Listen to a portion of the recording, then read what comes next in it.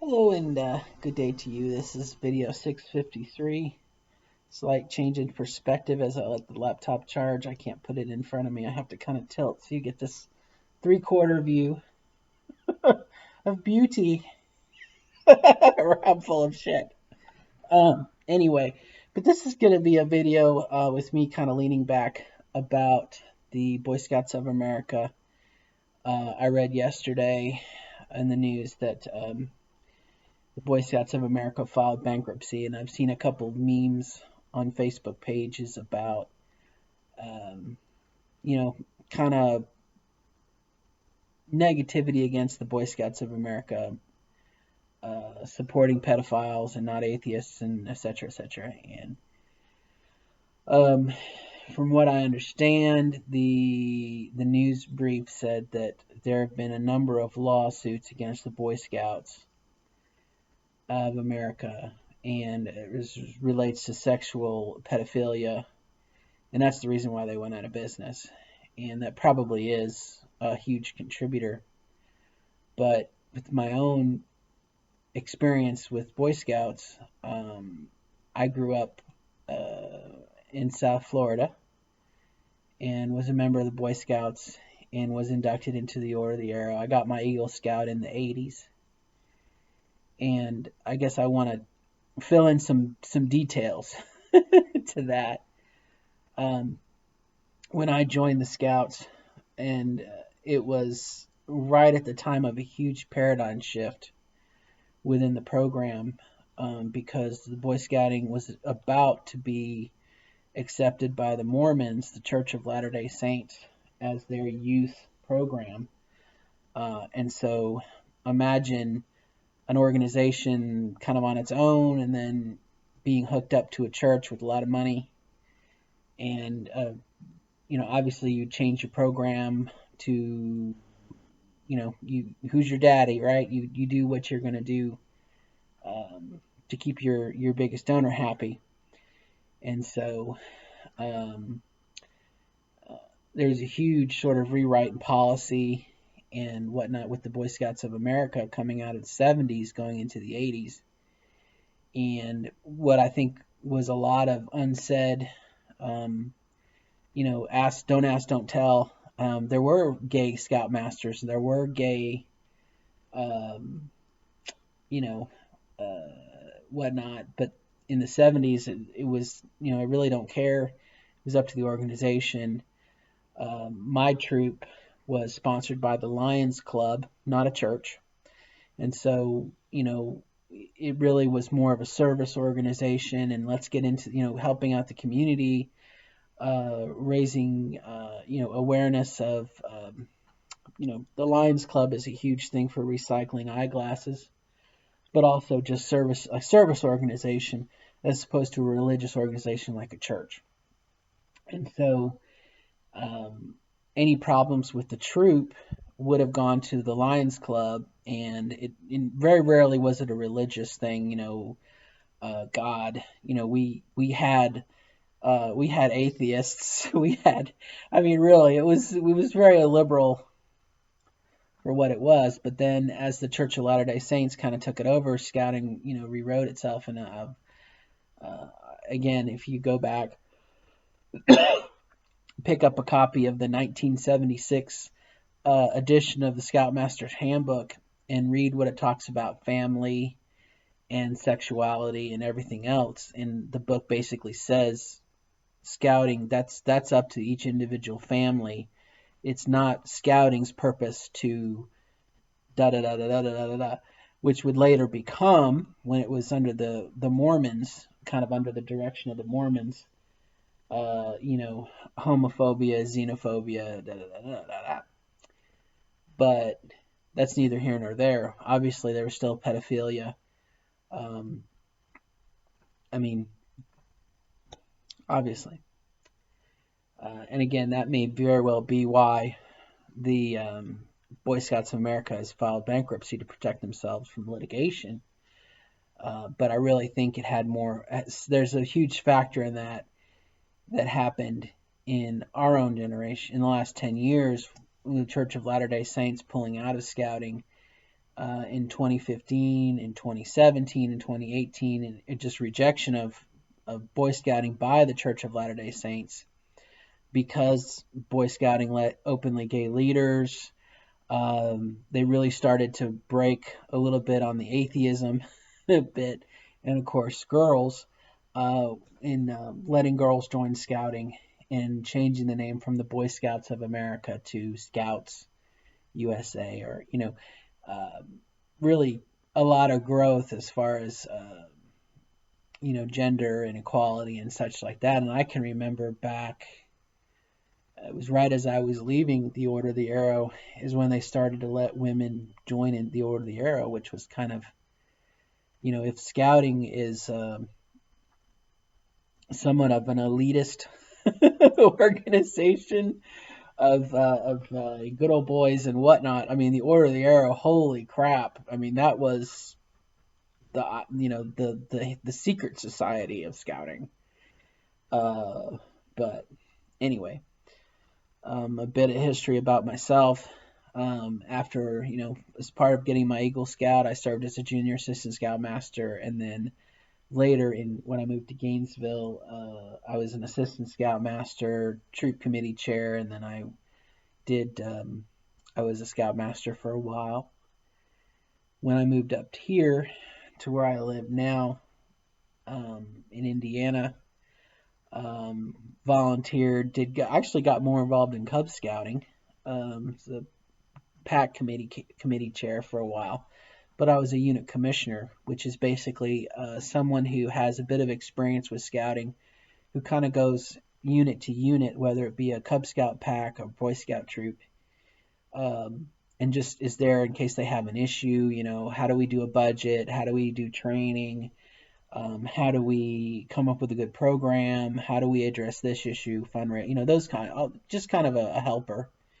And I really did like being a unit commissioner. It was like kind of like being a grandparent. You go and you visit a troop and you help out, and then you offer advice, and they can leave it or take it, and then you leave, and you're a volunteer. Probably my biggest complaint in the latter half of my adult scouting career, or not career, interests, was just how much of a leech I felt the council had become. Fundraising. Initially, a council is there to help a unit with its training, with its programming, help them, with their patches and their awards, and sort of a support, helpful person. But what I saw some councils kind of mutate into is sort of a control authoritarian and send us money, leech. It wasn't scouting for food, but it was like a fellowship. They had their own special name for it, and the district executive was required to raise so much money or they'd lose their job. I mean, it really, um, it became a money grab. A money grab is all I saw it was, and there were many times where I felt like a troop or a pack could function totally without the council. They didn't need that. All they were looking for from the council was access to buying patches and awards when they needed it. You could do without the council, but that's kind of my experience as far as BSA. But why did they die? And again, the thing is pedophilia. But I really think if you look back on an organization that probably had some, I'm going to say 1950s, 1960s, maybe even 1940s, it's like a Leave It to Beaver or a Father Knows Best type snapshot of what the American household was. If you took that snapshot, that was the culture. I think scouting kind of like tried to latch on to. man, woman in home, mother, father, children, father somewhat as the provider, mother as the housemaker, and very little room for homosexuality or same partners relationships and everything else. As time went on and this falsehood sort of began to fold in on itself, Boy Scouting had just such a hard time, still trying to latch on to that. And I think that's part of why the Mormons kind of latched onto it and tried to pump some life into it, because it confirmed their own homophobic, um, their own homophobic beliefs. Here, look at this organization. This is what they believe, and it's kind of like what we believe. It's feeds off of itself. But I also think atheism, again, look to that snapshot of life in America supposedly in the 50s and 60s. What we look back now, black and white television, God and Christianity and everything. How could an organization survive in a modern day context, being uh, homophobic, xenophobic, and against sort of religious freedom? How could such an organization survive? Our society wouldn't tolerate it now, but it did 50 years ago. And so I think, as it stood, the Boy Scouts of America was going to self-destruct anyway. It was just a matter of time. And I can remember back in Gainesville, when I was involved in trying to help out a troop and whatnot, we partnered up with the Girl Scout troop, and I got kind of close to a couple leaders in the Girl Scouts and tried to understand the Girl Scouting program. At the time, kind of to say, look, if you're a family and you're a boy, here we have Boy Scouting. If you're a girl, we have Girl Scouting. And it helped to learn what the Girl Scouting program was, because at the time I thought it was just selling cookies, and and even that's a misnomer. I don't know any Girl Scouts who sell cookies. I know Girl Scout parents who sell cookies, and Girl Scout family members who sell cookies, but I don't, and I haven't for 20 years. I haven't seen Girl Scouts put any effort into selling cookies. It's always the parents. And like suckers, we buy them. If you go to your local cookie aisle, Meyer, for example, is where I tend to shop. And if you go to the cookie aisle, Meyer has copied every single Girl Scout cookie worth mentioning. Thin Mints, Samoas, Tagalongs. Meyer's come up with their own brand that they sell year round for cheaper money even. And so, you're like, well, I'm supporting the Girl Scouts. I'm supporting girls. I'm supporting my daughter. I'm supporting, my experience with Girl Scouts is, no, that's bullshit. You're supporting the council version of Girl Scouts.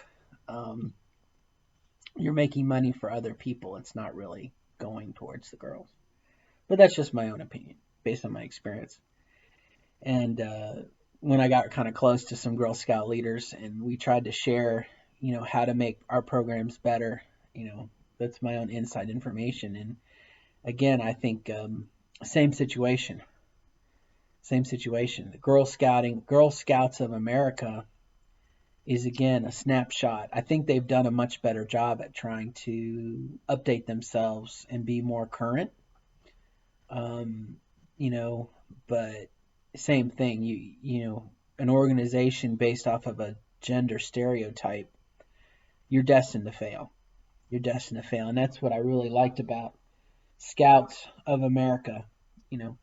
Not Boy Scouts, not Girl Scouts, just Scouts. And there's a lot of promise there for something that could be a service-based organization. But probably anytime a group comes together and says, we're a group of people, this is what we believe, join us if you want to. At that point, you've created a cluster of people, and then you have insiders and outsiders that are, they're against each other to begin with. So I don't know. Could you really do that? Not too sure. Not too sure.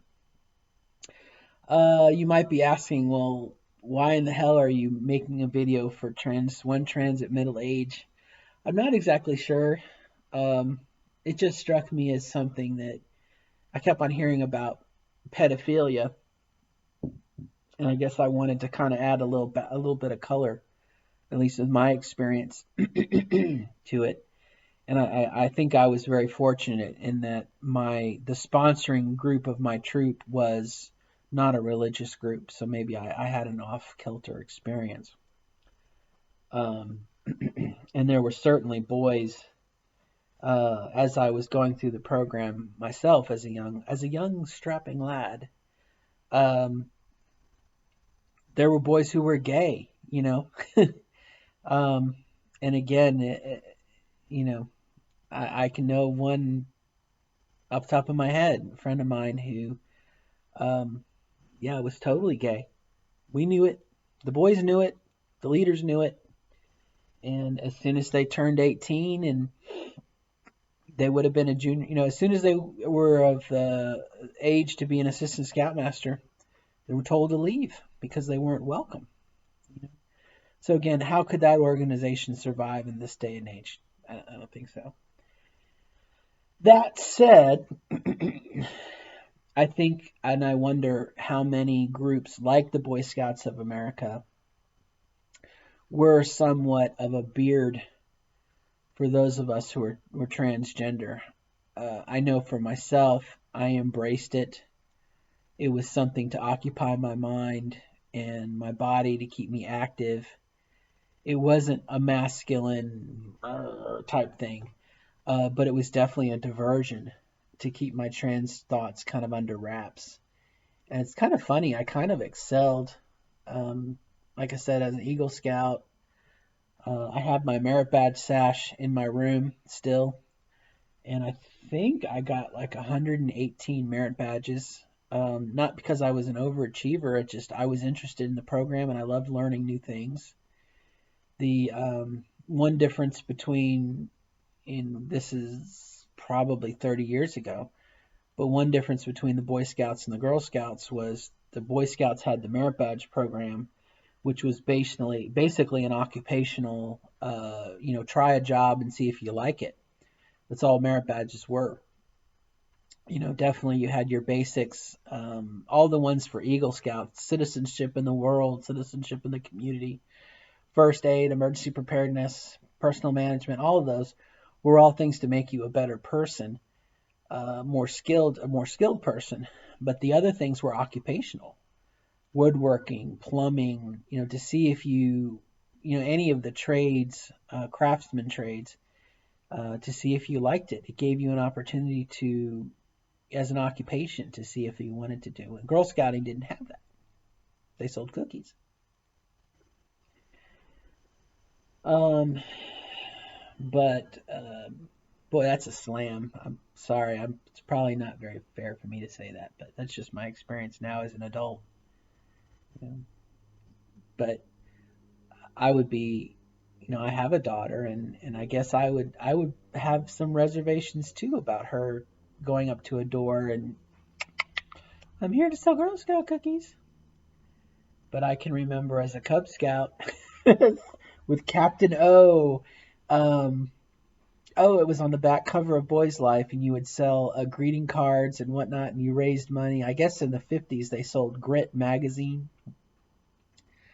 Um, I mean, my Boy Scout troop, to how we raised money is we sold Christmas trees and pumpkins, and you got a percentage based on how many hours you worked. And so, hell yeah, I put in my time. I've sold many pumpkins and many a Christmas tree to pay for summer camp and my own, the cost of dues and, yeah, membership and all that.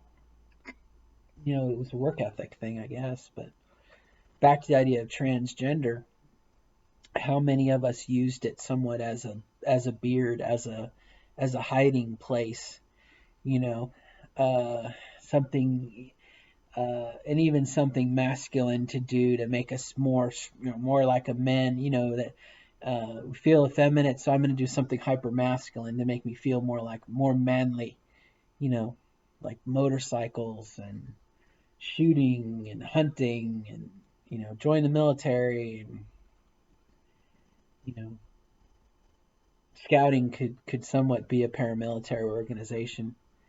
Um, how many of us embraced it and used it as kind of a hiding place so we didn't have to deal with our feelings? I don't know. I'd be kind of curious how many trans women were at one point part of a group like Scouts or in Scouts and whatnot. So, um, but that's kind of my take on it. So, and just one person's opinion and just one person's experience. I can say that as part of the program, I think it did make me more of a, like I said, as part of those merit badges you do for your Eagle, personal management, how to manage your time, how to manage your money. It got me prepared for, it did what it was supposed to do. It got me prepared for young adulthood.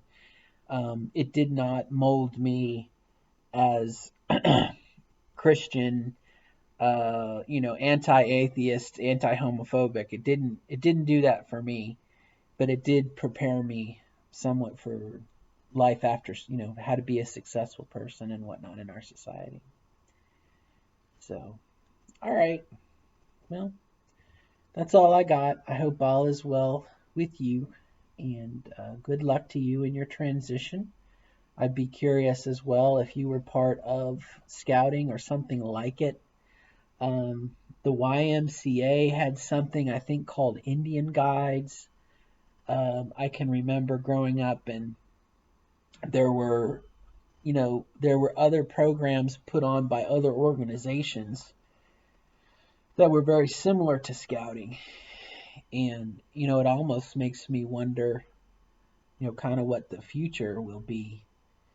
Um, you know, I know as part of my scouting career, when I was a later adult, when I was a junior assistant scoutmaster, golly, at the time I was working, going to school, finishing high school. I had a part-time job. I was doing other things. Um, I didn't know where I was going with that. Oh, camping. And so a camping trip for me would be um, showing up on a Saturday morning, spending the day with the troop and whatever it did, and then going home, Saturday night, and not having to deal with putting up a tent or sleeping on the ground, or it really, you know that was in my last couple months of scouting as a kid.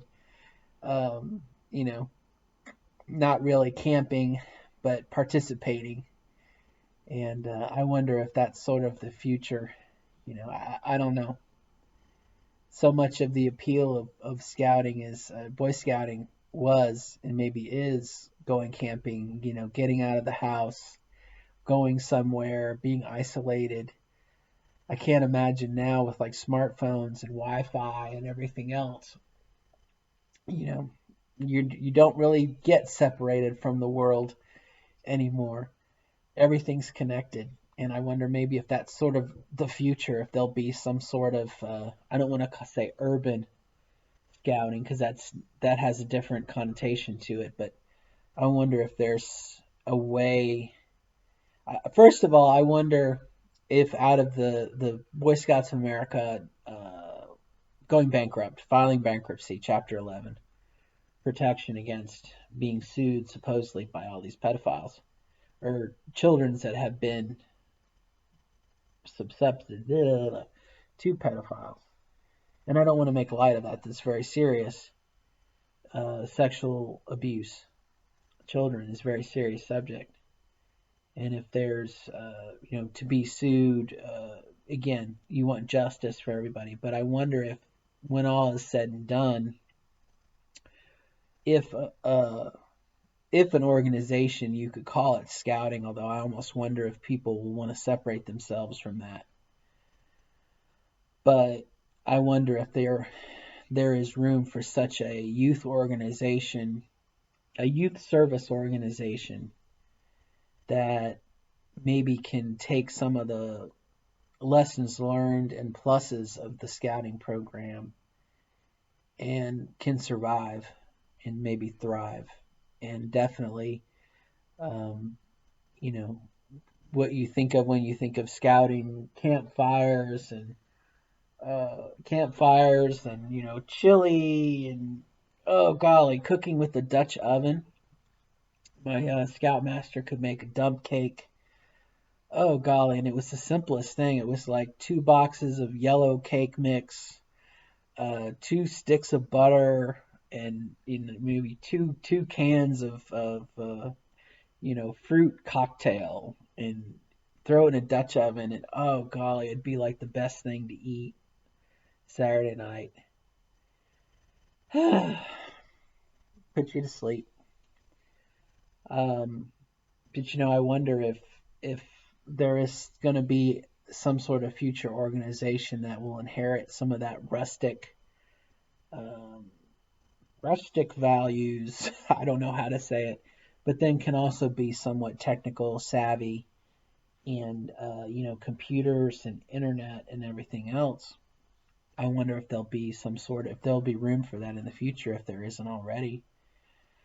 And then the other thing, kind of far, not necessarily far looking, but you know, um, we never know what the next thing is that's going to come about with the internet and technology and everything. I mean, um, I can almost foresee some sort of implant or something that everyone gets when they're born, some little microprocessor that gets, implanted in them at some point that you can read and write code to and software. And, um, that would be something that I don't know how you would get messages and information from it, but I almost wonder some sort of whether they be glasses like Google Smart Glasses or something that you put them on, or in it, who knows, or something on our retina. There's got to be some bit of technology that's right around the corner, and you would get all of your messages. I mean, can you imagine texting without texting? You just think your message and it gets sent. It's almost like ESP, or telepathy. Um, some something's around the corner that's going to change. Can you imagine what the next paradigm shift is going to be as far as technology goes? And I don't know. It's kind of scary, Not scary, but there's well, I'm going to change subjects briefly, and then I'll shut up. I promise. If you're a Doctor Who fan, especially classic Doctor Who, I don't necessarily, I don't really care for the new Doctor Who. It's kind of screwed with the whole universe. But if you go back some and the whole thing about the planet of Gallifrey, the Matrix, the sum of all knowledge, right, is on Gallifrey. And I'm thinking of the episode, The Invasion of Time, Tom Baker, Layla's last episode. But he's got the rod of Rassilon, the sash of Rassilon, and the great sash. He's looking for the great key. I'm sorry, I'm getting my metaphors mixed up. But anyway, he wears a circlet which connects him to the Matrix.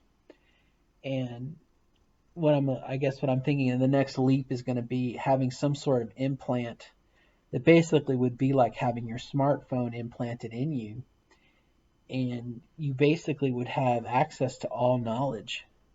You wouldn't have to look anything up. I mean, you would, but you'd look something up the way you would pull an old memory. You know, if you're an old fart like me, and I'm only 47, I'm not really that old. Um, you know, Imagine like I said, just being able to sit here and pull up an old memory, like the first house you lived in as a child. I'm trying to think of a good memory that might take you a couple of seconds to pull up. Um, the first house, what was the color of the paint on the wall in your bedroom, the first bedroom that you remember? Or what was your favorite bedspread when you were a child? The first bedspread you remember. You know, it may take you a couple seconds to pull it up and verify it. That sort of memory recall, but on everything without being connected to a computer or a smartphone. I mean, half of a good chunk of our school system um, is all about, at least it was when I went through it, was about regurgitating knowledge, um, and trying to memorize obscure facts that might be on a test. Can you imagine having that information just in your head? You know, you would take an English class, take a book, The Catcher in the Rye, or Brave New World, or To Kill a Mockingbird, you know, and you would just be sitting there and you'd be taking the test, and it would ask a question, and you would just kind of go, and your brain would automatically have access to it. Can you imagine that world? Because I think it's around the corner. And you know, at what point, what's the good of having, you know, if everyone has access to that kind of knowledge, you know, it kind of, I don't know. I guess there's a difference between the application of knowledge, being a doctor or a physician or a lawyer, or something where you know, again, a doctor, you're going to perform a surgery. There's definitely a difference between having a working knowledge of that versus book knowledge. So maybe it isn't so much of a hard pill to swallow, but I don't know. All right, I've totally gone off the rails. So if you have any experience with scouting, please post them in the comments. And if you, what do you think maybe the next future step is going to be? Then put that in there. And how in the hell does this relate to being transgender? I'm not exactly sure. Although, can you imagine feeling transgender because you are transgender, and rather than being put on, you know, counseling and therapy and hormones, it's a matter of, you know, changing the if you had some sort of SD card or something, you know, and you would just pop out the male chip and put in the female chip, and your body would, you know, automatically, the hormones would change over. And I mean, I don't know, wouldn't it be kind of cool? I don't think it would be. But then again, that may just be fiction. May just be fiction. We may always be genetically, biologically one way, and then we have to take hormones and do all this other shit to do with their secondary characteristics. And a very wise woman, after my last video I made about me basically crying my eyes out, she said, "You look good." I appreciate that. Thank you. Um, Boy, I have forgotten. I really have. And I wish more than anything, um, you know, when I started the YouTube channel way back when, you know, 000010002, by then I pretty much had committed myself that I was transgender and transitioning. So really the pictures of me don't really do much credit. You'd have to go back a year or 5 years to take a look. You know, those would be my Transition Tuesday photos. Would be many, many years before I thought about transitioning, when I did have a full beard. And I did. I had a full beard, thick, my hair, I had a hairy chest. Oh my golly. Totally different person. So we do change a lot through this process. All right, my friends, gone over long. Have a good day and good luck in your transition process. Bye. And good luck.